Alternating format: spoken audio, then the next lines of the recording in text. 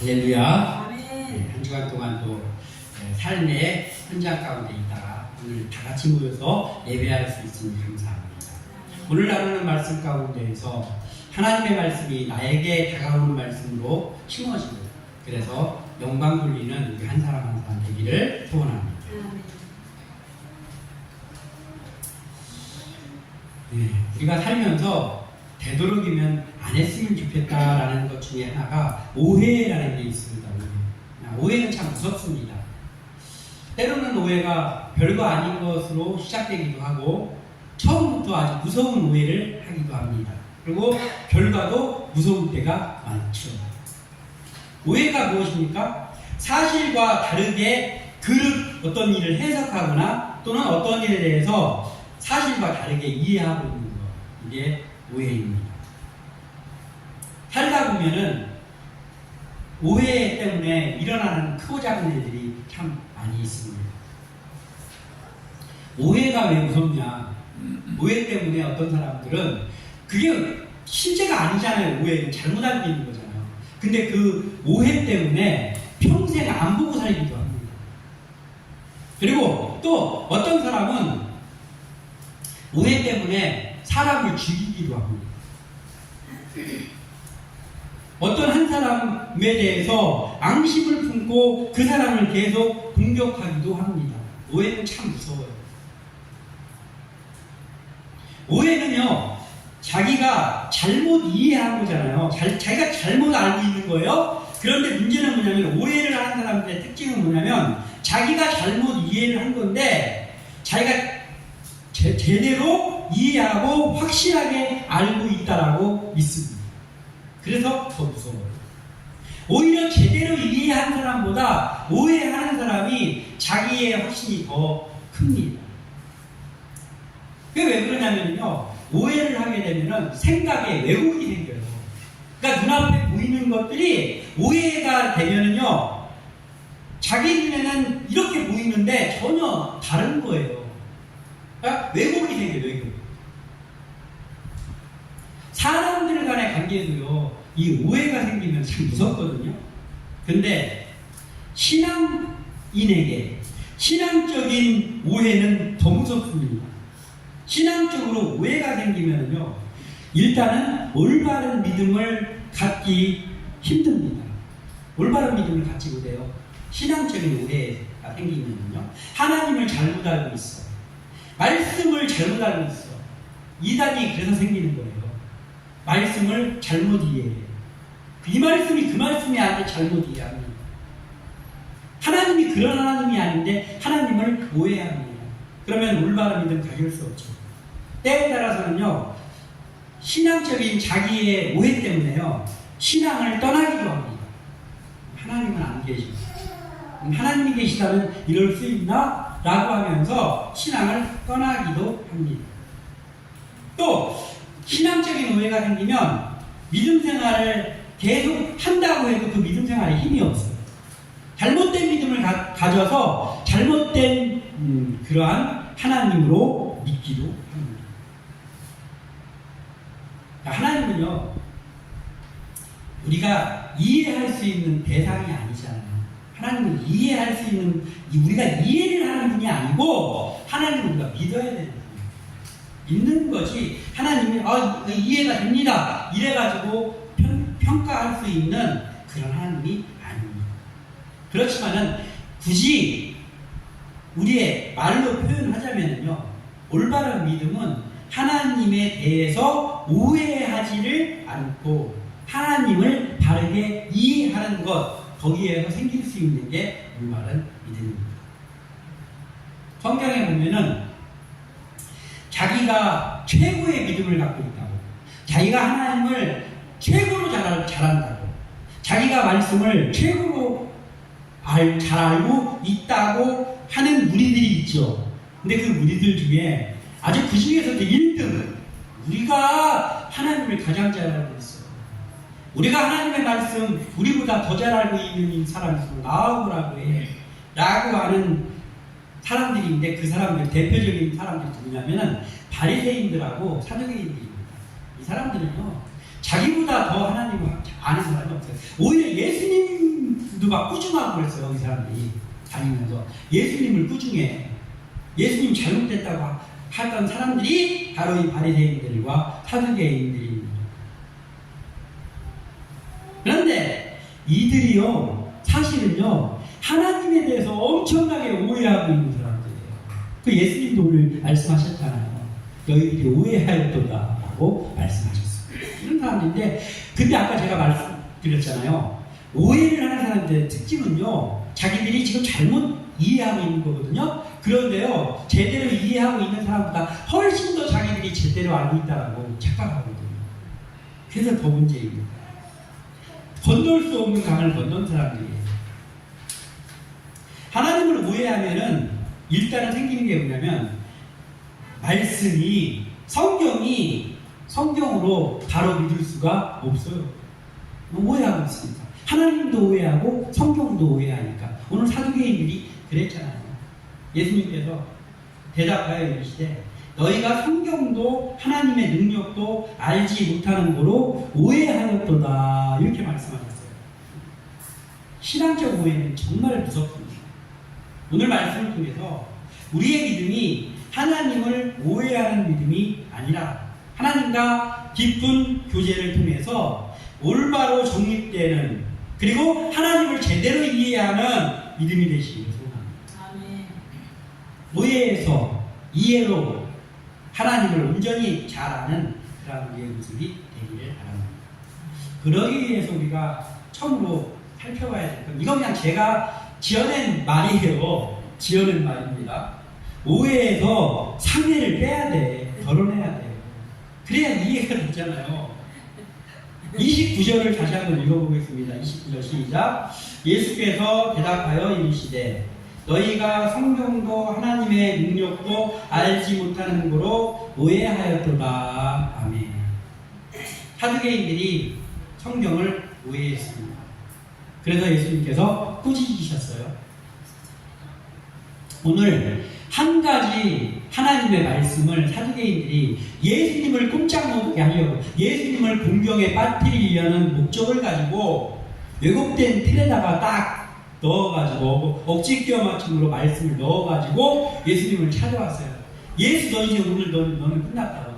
네가 이렇게 대답하면 이렇게 되고 이렇게 대답하면 이렇게 될 것이다. 너 이제 오늘 함정에 빠졌어. 하면서 한 율법에 나와 있는 말씀을 가지고 와서 예수님을 공격합니다. 네, 보통은요, 이렇게 공격하러 온 사람들은요, 처음에는 웃으면서 와요. 미소 띄면서. 네? 그러면서 사람을 공격하죠. 자, 예수님이 누구십니까? 예수님은 말씀인데, 말씀 그 자체예요, 예수님이. 말씀이 육신이 되어 오신 분이 예수님이에요. 그러니까 말씀은 예수님 자체예요. 그러니까 이들은요, 벌써 이게 말도 안 되는 게 뭐냐면, 말씀을 가지고 와가지고 말씀 자체이신 예수님을 공격하겠다는 거예요. 이 자체가 이게 코미디가 아닙니까? 왜 그렇습니까? 말씀도 오해하고 하나님도 오해했기 때문에 이들이 이런 행동을 하는 거예요. 무슨 말이냐면요, 이런 거예요. 율법에는요, 이 보니까 사람이 만일 자식이 없이 죽으면 그 동생이 그 아내에게 장가들어서 형을 위하여 상속자를 세워라, 이렇게 모세율법에 있습니다. 어떤 집에요, 형제들이 여럿이 있습니다. 7명 있어요. 근데 첫째 마지가 장가를 갔는데 아이를 낳지 못한 채로 죽었습니다. 그랬더니 그 동생이 해서 형제들이 다 죽었습니다. 그리고 다 후사를, 그러니까 자식을 낳지 못하고 죽었다가 그 여인도 죽었습니다. 나중에 천국에 갔을 때요, 그러면 그 여인은 누구의 아내입니까? 다 7명이 다 그 여인과 결혼했었는데 누구의 아내라고 해야 됩니까? 예수도 어떻게 대답하나 보자. 모세의 율법인데 이게. 그러면서 예수님이 뭐라고 말씀하시나? 입을 바라봅니다. 이게 지금은요, 초등학생도 이런 얘기는 안 하겠잖아요. 근데 성경의 박사라고 하는 사도 사두개인들이 더군다나 이 사람들은 부활이 없다고 하는 사람들이에요. 근데 예수님을 공격하려고 부활 후의 일을 가지고 지금 와서 공격하는 거예요. 그때 예수님께서 29절에 말씀하신 거예요. 너희가 성경도 그리고 하나님의 능력도 잘못 알아가지고 오해했다. 이렇게 말씀하신 거예요. 이들이 왜 성경과 하나님의 능력을 오해할 수밖에 없었는가? 이들은 성경의 박사요, 하나님을 가장 잘 믿는다고 하는 사람들인데 왜 이들이 그런 박사들인데 지금으로 말하면 뭐냐면요, 저기 어디 독일이나 미국으로 유학 가가지고 박사학위 한 두세 개씩 따온 사람들이에요. 성경의 학자들입니다. 그런데 왜 성경을 잘 모르냐고, 오해를 왜 하냐고. 오해할 수밖에 없었어요. 왜냐하면 이들에게 3해가 있어요. 3해. 먼저 뭐냐, 이 사람들은 하나님의 말씀을 잘 안다고 하지만 내 생각이 앞서는 사람들입니다. 네. 대표적으로 이 사람들의 내 생각은 뭐냐면요, 장로들의 유전이라는 게 있어요. 그러니까 모세의 율법이 있는데 그 모세의 율법을 놔두고 장로들의 유전이라는 걸 만들어 계속 늘어. 왜냐하면 요것도 좀 넣었으면 좋겠네 하면서 어떤 율법을 지키는 데에 장로들의 유전을 만들어가지고 요렇게 지켜라 하면서 장로들의 유전이 발전해 나가. 그 장로들의 유전을 만든 사람들 중에 그 부류들 중에 한 부류들이 바로 이 사두개인들, 바리새인들입니다. 그러니까 자기 생각이에요. 실제로는 장로들의 유전은 하나님의 율법이 아니에요. 자기 생각입니다. 왜냐? 더 효율적으로 율법을 지키겠다고, 그리고 자기들의 유리하게 율법을 지키겠다고 만드는 게 장로들의 유전인데요. 이 예수님의 시대에는요, 이미 장로들의 유전이 하나님이 내려주신 모세의 율법보다 위에 있어. 그래서 율법을 지키는 것보다 장로들의 유전을 지키는 게 더 중요했습니다. 내 생각이에요, 내 생각. 왜 내 생각은, 그러면은요, 내 생각은 왜 생길까요? 신앙생활을 하는데 하나님을 믿는데 내 생각이 왜 생깁니까? 그게 중요하잖아요. 왜 생깁니까? 말씀으로 부족해 보여요. 모세의 율법을 지키면서 장로들의 유전을 이 사람들이 왜 만들어요? 뭔가 부족해 보여요. 말씀이 2% 부족해 보여요. 그러니까 말씀만으로는 안 될 것 같거든요. 그러니까 우리 지금도 마찬가지잖아요. 말씀을 대로 살아야 되는데 말씀대로 살아야 되는 당연하지. 그런데 지금의 실제 살아가는 데에 그 생활이라는 게 있잖아요. 어떻게 고지식하게 말씀대로만 하냐. 여기에서 또 나오는 게 뭐예요? 내 생각이 나온단 말이에요. 우리는 말씀으로 충분합니다. 말씀으로 충분합니다. 충분해야만 합니다. 아멘 해야, 말씀으로 충분하니까 이 마음속에서 우러나오는 아멘이 돼야 되는 거예요. 근데 말씀으로만 충분하지 않은 사람은 아멘 안 나옵니다. 말씀으로만 충분하지 않습니다. 그래서 말씀으로 내가 살아가는 데에 말씀으로 충분하지 않으니까 내 생각이 거기서부터 나오는 거예요. 내 생각에는 이렇게 하는 게 더 좋을 것 같으네. 이런 게 나오는 거예요. 지금 사두개인들이 이랬어요. 이랬기 때문에 이들은 하나님의 말씀을 오해할 수밖에 없었습니다. 말씀보다 내 생각이 먼저가 될 때 하나님을 오해하게 됩니다. 그리고 이제 내 생각이 앞서는 사람은 내 생각이 앞서는 그 순간부터 나오기 시작하는 게 있는데 내 방법이라는 게 나옵니다. 내 방법. 말씀만으로 충분하지 않다. 그래서 내 생각, 이렇게 하면 더 좋을 것 같은데, 마치 장로들의 유전같이 이렇게 하는 게 더 지혜로운 것 같은데 라고 하면서 말씀을 살짝 밀어놓은 채 자기 생각이 생기기 시작하면요, 신앙적인 오해가 생기고, 그때부터는요 말씀이 이게 이제 실제에서는 잘 적용 안 되는 거잖아요. 이제 내 생각에 앞서면. 그러니까 말씀대로 말합니다. 근데 내가 잘 살아가야 되잖아요. 그러면 내 방법을 찾게 돼요. 내 방법. 하나님을 찾지 않고 내 방법을 찾는다고. 말씀은 호랑이 담배 먹던 시절의 이야기처럼 됩니다. 그냥 참고해야 될, 교훈 삼아야 될 말씀. 아멘 합니다.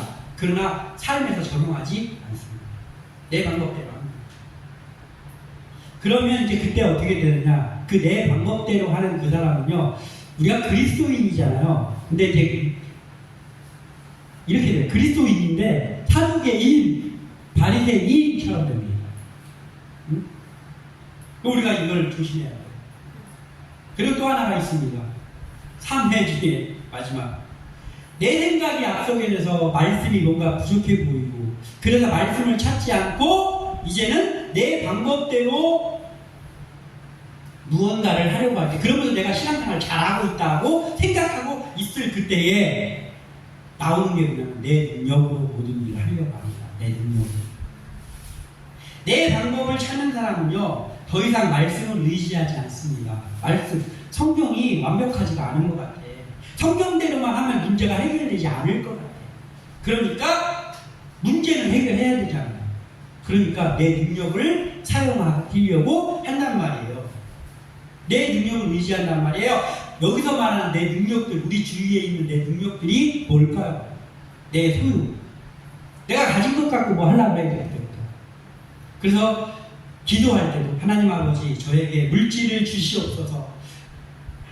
그러면 제가 그 물질 가지고 하나님의 일 더욱더 열심히 하겠습니다. 그 기도가 거기서 나오는 거예요. 내 소유 가지고 뭘 하려고 합니다. 그리고 내 인맥 가지고 뭘 하려고 하는 거예요. 그렇게. 하나님을 의지해서 하는 게 아니고 내 인맥. 가만히 있어봐. 내가 이 일을 할 때 누구에게 좀 부탁을 해야 되나, 이런 것들 사방으로 찾아요. 힘 있는 사람들. 나의 울타리가 되어줄 것만 같은 사람들, 내 인맥을 동원한단 말이에요. 그게 내 능력이죠. 또 내 위치, 내 권세나 명예 같은 거. 내가 지금 가지고 있는 위 자리에서 내가 이것을 사용해갖고 할 수 있는 게 어느 정도까지 되나, 이런 것들을 따지게 됩니다. 그래서 내가 가지고 있는 명예 같은 것들, 이런 거 가지고 일을 하려고 합니다. 그리고 내 스펙까지, 내가 배운 지식이나 스펙 가지고 이해를, 기타 등등의 또 다른 내 능력들이 있습니다. 이 능력을 최대한도로 활용하고 최대한도로 의지하려고 합니다. 내 생각이 말씀보다 위에 있고, 그래서 내 생각대로 하려다 보니까 내 방법을 가지고 합니다. 말씀대로 안 합니다. 그리고 내 능력을 그래서 동원합니다. 왜냐하면 말씀에서 말씀하신 그것 가지고는 안 될 것 같거든요. 그러니까 내 능력을 동원합니다. 보이지 않는 하나님을 의지하지 않고 보이는 사람과 보이는 어떠한 상태를 의지하려고 합니다. 이게 그 당시에 바리새인들, 사두개인들의 자세였어요. 그러면서 자기들은 하나님을 제일 잘 알고 있고 자기들이 하나님의 말씀을 잘 알고 있다고 했단 말이에요. 이게 엄청난 오해에 빠져 있었습니다. 우리의 마음에 이 사두개인들처럼 참회 같은 것들이 있지는 않습니다. 내가 잘하고 있는 것처럼 생각하고 있는데 사실 가만히 보면 이런 것들 동원하고 있지는 않단 말이에요. 우리 신앙에서 내 생각, 내 방법, 내 능력을 덜어내시기를 소원합니다. 그래야만, 이런 것들을 덜어내고 나야, 쏟아버려야만 그때 성경이 살아있는, 역사하는 말씀으로 보입니다. 그리고 하나님이 예전에는 살아계셨던 하나님이 아니고 지금도 살아서 역사하시는 하나님으로, 내 하나님으로 보이게 되는 거예요. 여전히 내가 내 방법, 내 생각, 내 능력 가지고 뭘 해보려고 하면은요, 하나님이 안 보입니다. 말씀이 안 보인단 말이에요. 우리는 사두개인들이 갖고 있던 이 삼회와 같은 것들을 얼른 내던져버리는 믿음의 사람들 되기를 소원합니다. 그리고 이러한 것들을 내던졌다면 그 다음에 중요합니다. 그 다음에 굉장히 중요한 것 같아요. 뭐냐면 그 내던져가지고 비어있는 그 자리를 주님으로 채워야 한다. 그런 거지. 유명인들이 연예인들이라든지 또는 뭐 어떤 유명한 사람들이 자살했다는 소리가 가끔 뉴스에 많이 들리잖아요. 자살했어. 뭐 여러 가지가 있습니다. 뭐 억울해가지고 누명 써가지고 자살하는 경우도 있고 막 여러 가지가 있어요. 그렇지만요, 그 요인, 자살하는 요인 중에 많은 퍼센트를 차지하는 부분이 있는데 그게 뭐냐면요, 이런 거예요. 유명인들이 큰 콘서트가 끝났어. 성황리에 끝났어. 막 사람들이 막 이번 콘서트 기가 막혔습니다 막 하고 집에 가가지고 자살해. 그래서 뉴스에 나와. 그리고 이런 거예요. 지인들이 아무개 오늘 자살했다고 뉴스에 나오니까 어제 우리랑 종방 해가지고 드라마 잘 돼가지고 회식하고 막 하하하 호호 하면서 막 서로 하이파이브 하고 그리고 집에 갔는데 그런데 자살했어. 그런 경우 우리 많이 보잖아요. 뉴스 많이 보잖아요. 이때가 언제입니까? 막 분주하고 뭐 일이 잘 되고 콘서트가 끝나고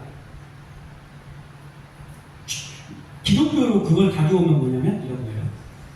3박 4일 수련회가 막 재밌게 끝나고 집에 와가지고 그 순간 밀려오는 게 있어요.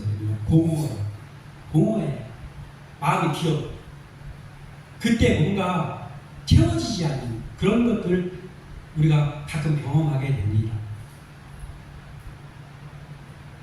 누가복음 11장 24절에서 26절에 더러운 귀신이 사람에게서 나갔을 때에 물 없는 곳으로 다니며 쉬기를 구하되 얻지 못하고 이에 이르되 내가 나온 집으로 돌아가리라 하고 가서 보니 그 집이 청소되고 수리되었거늘 이에 가서 저보다 더 악한 7 귀신을 데리고 들어가서 거하니 그 사람의 낮은 형편이 전보다 더 심하게 되리라. 아멘. 예수님이 하신 이 유명한 말씀이 있잖아요. 어떤 사람이 귀신 들렸어요. 근데 귀신이 나갔어. 그랬더니 그 나간 귀신이 또 다른 사람에게 들어가서 있으려고 찾아봤는데 적당한 사람이 없어. 적당한 곳이 없어요. 그랬더니 내가 전에 있었던 그 사람 속으로 다시 들어가야 되겠다 하고 와서 보니까 그 사람 손이 공허에 비어있어요. 그랬더니 어이 잘됐네 넓으네 그러면서 자기보다 더 악한 7 귀신을 데리고 다시 그 사람의 속으로 들어가서 그 사람이 예전보다 더 형편없어졌다라는 말씀입니다. 예수님이 이런 무서운 말씀을 왜 했을까요? 이런 일이 실제로 있기 때문입니다. 예수님은 인격적인 분이시잖아요. 그래서 예수님은 우리의 마음속에 들어오실 때 어떻게 들어오셨습니까? 들어오실 때 예수님 영접하는 자, 곧 그 이름을 믿는 자들에게 들어오십니다. 그냥 문 박차고 들어오시지 않는다고요. 예수님은 들어오실 때 인격적으로 내가 너희 속에 들어가도 되겠니? 제가 예수님을 믿습니다. 예수님 내 구원자로 믿습니다. 제 속에 들어와 주세요. 그럴 때 들어오신다고 했습니다. 근데 사탄은 어떻습니까? 마음대로 들어와. 마음대로 들어옵니다. 사탄은 그냥 인격적이지가 않아요. 예수님은 마음대로 들어올 수 없어서 그렇게 안 하신가요? 아니요. 그게 아니에요. 그러니까 예수님이 우리 마음속에 들어오는 것을 우리는 뭐라고 하냐면 예수님이 내 속에 내주하신다 이렇게 표현하죠. 내주하신다. 성령이 내 속에 내주하신다. 근데 사탄이 내 속에 들어가는 건 귀신 들렸다 이렇게 표현하죠. 다른 거예요. 근데 마귀가 공격하기 제일 쉬운 마음이 비어있는 마음, 공허한 마음입니다. 사람은 영적인 존재예요. 예? 그래서 성령이 마음에 있지 않은 상태가 되면 사탄의 지배를 받기 쉽단 말이에요. 사람은요 이런 거예요. 하나님의 자녀이거나 아니면 사단의 자식입니다. 아담과 하와가 죄를 지은 이후에 우리를 공식적으로 하나님이 뭐라고 하시냐면 사단의 자식이라고 해요. 하나님을 믿지 않는 자는 사단의 자식이다. 원래 우리가 하나님의 자녀로 지음 받았어요. 근데 죄가 들어옴으로 인해서 사탄의 자식이 되었다고.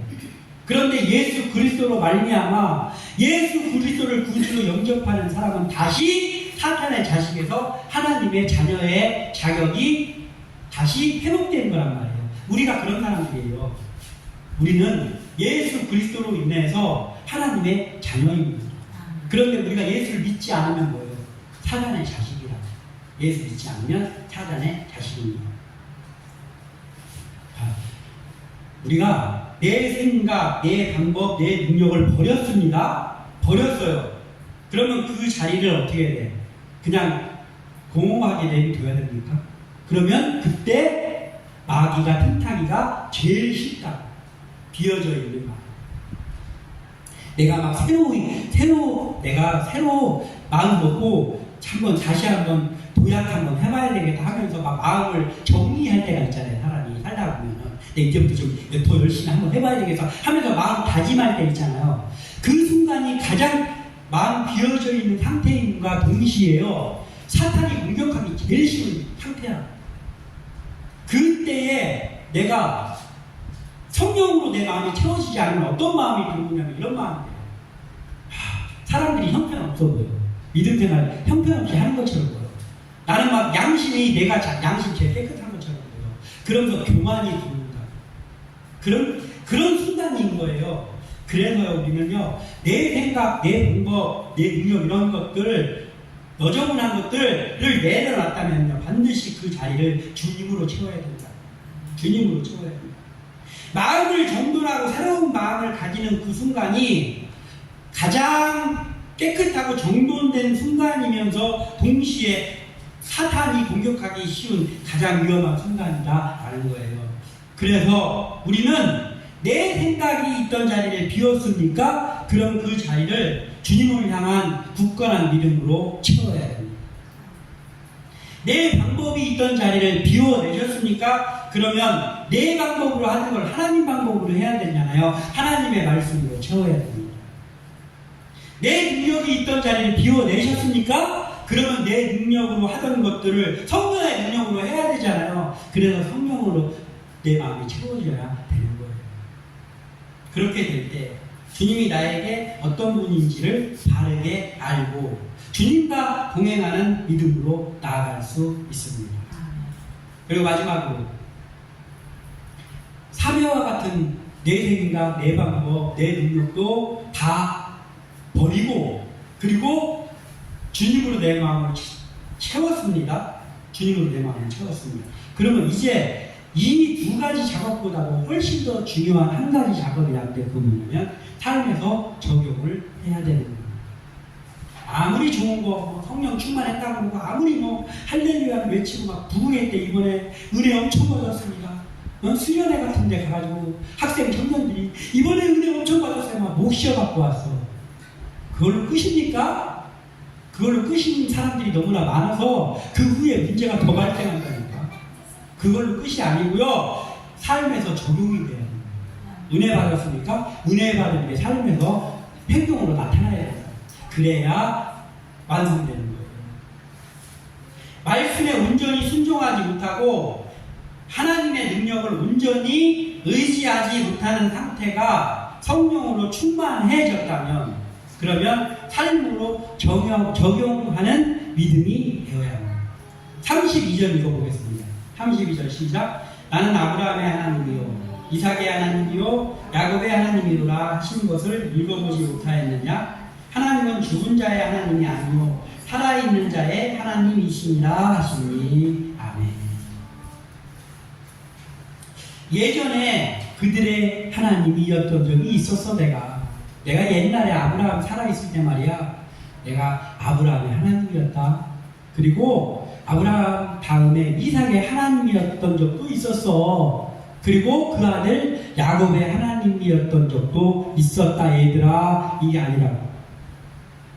뭐라고 말씀하셨습니까? 오늘? 나는 아브라함의 하나님이고 이삭의 하나님이고 야곱의 하나님. 하나님은 어떤 분입니까? 살아 계시는 하나님입니다. 지금도 살아 계시는 하나님입니다. 그리고 산 자의 하나님이에요. 죽은 자의 하나님이 아니에요. 산 자의 하나님.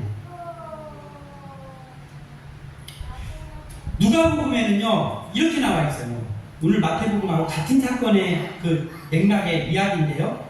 하나님은 죽은 자의 하나님이 아니요 살아있는 자의 하나님이시라. 요까지는 오늘 똑같아요. 그리고 모든 하나님에게는 모든 사람이 살아있느니라 하시니, 이렇게 되어 있어요. 누가복음에는 모든 사람이 살아있대요. 하나님에게는. 그게 뭔 말입니까? 믿음의 사람들, 아브라함, 이삭, 야곱 이런 사람들이 지금도 살아있다는 거예요. 어디에서요? 땅에서. 그리고 앞에 있던 사람들 있잖아요. 왜 이방의 왕들, 하만 이런 사람들, 이런 사람들은 살아있어요. 지금 어디에서? 음부에 살아있습니다. 그러니까 하나님은 지금도 살아있는 아브라함의 하나님, 지금도 살아있는 이삭의 하나님, 지금도 살아있는 야곱의 하나님이라는 거예요. 그리고 그 하나님이 지금도 살아서 역사하고 계신다라는 거예요. 태초부터 지금까지 산자의 하나님으로 역사하시는, 지금도 살아 역사하시는 하나님을 오해 없이 나의 하나님으로 믿는다면 어떻게 살아야 됩니까? 우리가 그 하나님을 믿는 거예요. 살아계신 하나님, 산자의 하나님을 믿는 거예요. 그럼 우리가 어떻게 살아야 되냐? 말씀을 온전히 믿고 말씀대로 실천하는 믿음을 가지고 살아야죠.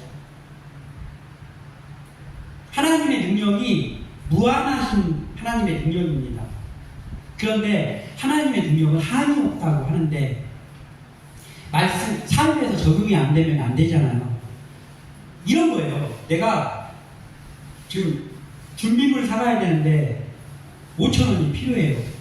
그랬더니 내 옆집 아저씨한테 가가지고, 아저씨 저 준비물 가져가야 되는데 5,000원만 주세요. 말이 됩니까? 얘가 어떻게 정신 이상한 거 아니야? 니네 아빠한테 가서 달라고 해야지. 이런 거잖아요. 옆집 아저씨한테 가서 달라면 안 되잖아요. 우리가 하나님을 알고 있는데 옆집 아저씨처럼 알고 있을 때가 없습니다. 하나님이 위대하시지, 하나님의 능력이 무한하시지. 그런데 내 아버지로 인식하지 않는 거예요. 대단하신 하나님, 능력의 하나님을 알고 있는데 그 하나님이 내 아버지냔 말이에요. 지금 놀라우신 하나님으로만 알고 있으면 안 됩니다. 하나님을 어떻게 알고 있어야 됩니까? 그 하나님이 내 아버지다. 내 아버지. 그래야지 이게 삶에서 적용되는 거예요. 하나님의 능력, 무한하신 하나님이 내 아버지라는 믿음을 가지고 아버지 앞에 가까이 나가는 삶을 살아야 되는 거예요. 33절 읽어보겠습니다. 시작. 우리가 듣고 그의 가르치심에 놀라더라. 아멘. 예수님의 능력과 지혜를 볼 때마다 가르치심에 놀라고 칭송하는 사람들이 예수님 당시에 있었잖아요. 예수님이 어떤 기적을 일으켰을 때, 당신은 하나님의 아들입니다 막 하고 뭐 놀라운 것들 할 때, 지금도 마찬가지잖아요. 그 사람들이 예수님이 지혜롭게 대답하시는 거, 이런 걸 보면서 지금 우리가 듣고 그의 가르치심에 놀라다. 범상치 않으십니다. 대단하십니다. 어떻게 그렇게 모든 것들을 바라볼 수 있습니까? 하는 사람들이 있었다고요. 그런데 그 사람들이요, 그렇게 하고 예수님 어떻게 했어요? 예수를 십자가에 못 박으라고 하고 제자들 다 도망가고 막 이랬잖아요. 왜 그렇습니까? 이렇게 놀래놓고 예수님에 대해서 이렇게 놀랍게 생각해놓고 왜 그렇게 하냐고. 예수님이 대단하신 분인데 옆집 아저씨 같은 거예요. 나의 구원자 예수님으로 이 사람들의 마음속에 와닿지가 않았다고. 그러니까 이게 삶에서 적용이 안 됐다는 거예요. 우리에게 있어서 예수님은 누구입니까? 오병이의 기적을 일으킨 예수님, 죽은 자를 살리신 예수님입니까? 아니면 그 일을 했으면 물론이거니와 나를 구원해주신 나의 예수님입니다. 이 나의 예수님이 돼야, 그래야 삶에서 적용이 됩니다. 우리가 이제 하나님을 오해하는 믿음에서 벗어나고, 그리고 우리가 하나님이 어떤 분인지, 예수님이 어떤 분인지를 확실히 이해했다면 그 이해하는 것을 넘어서 그 하나님, 그 예수님이 나의 구원자요, 내 아버지 하나님이다 라는 것을 우리가 믿고 나아갈 때 우리가 드디어 오해에서 이해로 바뀌면서 우리가 그 하나님 앞으로 가까이 올 수 있고 그 예수님을 내 마음속에 모시고 살아갈 수 있습니다. 오늘 말씀을 나누어 싸움에 우리의 마음이 이 하나님으로, 이 예수님으로 가득 채워지고 그분을 나의 주인으로 모시고 살아가는 주의 백성들 다 되시기를 주님의 이름으로 축원합니다. 기도합니다.